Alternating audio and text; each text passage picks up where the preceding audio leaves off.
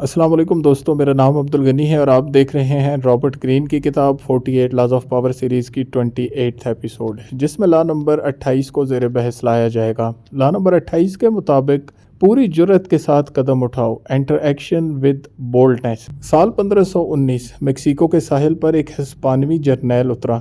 उसके साथ सिर्फ 600 सिपाही थे, जबकि उसके सामने हज़ारों की तादाद में एज़टेक सल्तनत की फ़ौज खड़ी थी। लेकिन उस जर्नैल ने जो पहला हुक्म दिया वो तारीख का हिस्सा बन गया, कश्तियाँ जला दो। सिपाहियों ने हैरान होकर पूछा, फिर वापस कैसे जाएंगे? जर्नैल ने कहा, वापसी का कोई रास्ता नहीं, या जीतो या मरो। ये था बोल्डनेस का खेल। पूरी हिम्मत से कदम उठाओ ताकि दुनिया हिल जाए। दुनिया उन लोगों को याद रखती है जो फैसला करते वक्त कांपते नहीं।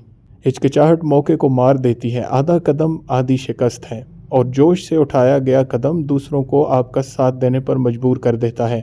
बोल्डनेस सिर्फ अमल नहीं, ये एक पैगाम है कि आपको अपने मकसद पर पूरा यकीन है। सिकंदर आज़म 20 साल की उम्र में सल्तनत संभाली और 10 साल में दुनिया का बड़ा हिस्सा भी फतह कर लिया। उसके फैसले तेज़ और जुर्रतमंदाना थे। यही वजह है कि उसकी फ़ौज हमेशा उसके साथ रही। सुल्ताना रज़िया, दिल्ली की पहली खातून हुक्मरान, मर्दों के मुकाबल खड़ी हुई, तख्त संभाला और साबित किया कि जुर्रत का ताल्लुक सिर्फ से नहीं, अज़म से है। ज़िंदगी में इस कानून को कैसे अपनाएं? फैसला करते वक्त डर को जगह ना दें। झूठे कदमों पर अपनी ताकत ज़ाया ना करें।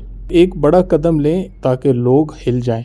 जुर्रत का मतलब बेवकूफ़ी नहीं, मंसूबा बनाएं मगर अमल फैसला कुन हो। दुनिया एतमाद देकर चलती है, हिचकिचाहट देखकर भागती है। इस कानून की 5 अहम हिकमतें। हिचकिचाहट दुश्मन है, जितना ज़्यादा सोचेंगे उतना मौका हाथ से निकल जाएगा। नंबर 2, जुर्रत दूसरों को मुतासर करती है। लोग बहादुर लीडरों के पीछे चलते हैं, डरपोकों के पीछे नहीं। नंबर 3, वापसी का रास्ता बंद कर दो। जब पीछे हटने का रास्ता ना हो तो जीतने का अज़म बढ़ जाता है। नंबर 4, बड़ा सोचो बड़ा करो। छोटे कदम छोटे नताइज लाते हैं, जुर्रतमंदाना फैसले तारीख बदल देते हैं। नंबर 5, खतरा मोल लो लेकिन होशियारी से। जुर्रत का मतलब बेवकूफ़ी नहीं, ज़हानत के साथ जुर्रत सबसे बड़ी ताकत है।